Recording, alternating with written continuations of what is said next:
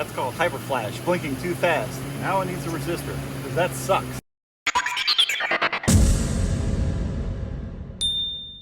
You'll need one of these. This is a resistor. In this case, this is a Sylvania resistor I got down at the auto parts store.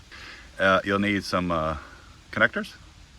The connectors that come with these resistors kind of suck. I like these better. You need a wire stripper and needle nose pliers just in case. Start by removing this shroud right here.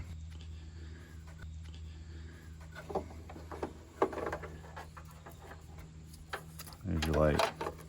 You notice right here there's a green wire, there's a brown wire, and a black wire. On Crown Victorias, the two outside wires are the two wires you need to connect. What you need to do is take a blade and cut back this tape here.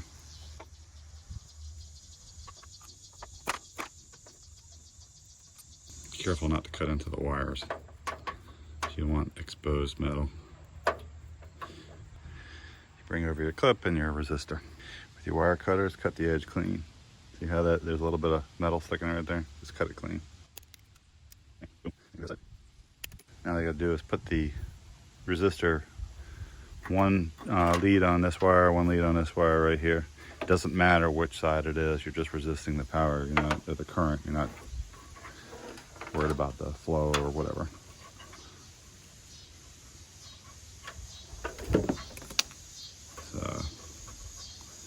Let's open this up.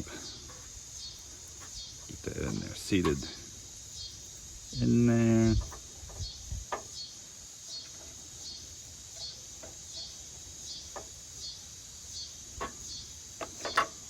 So I take my resistor and put it in the other end here, or the other side, I should say, right there. It's in there like that. Take my needle nose pliers, crimp it closed.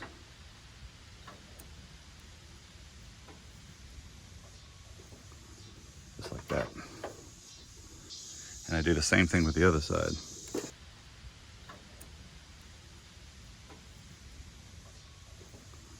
Just like that. Take the needle nose pliers and crimp it shut. Make sure it's in there well. The important thing is to make sure that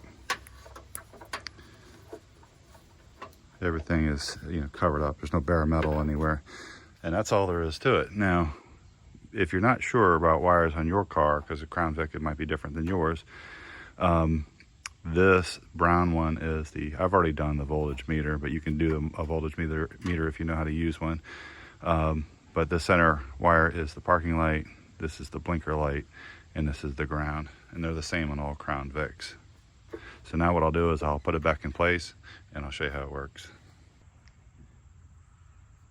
Once the light is back in the socket and everything is secure, you want to take some self-drilling screws and screw that in, fasten it down so it doesn't fly around. And you don't want it sitting on anything that like plastic or anything, because these resistors get hot.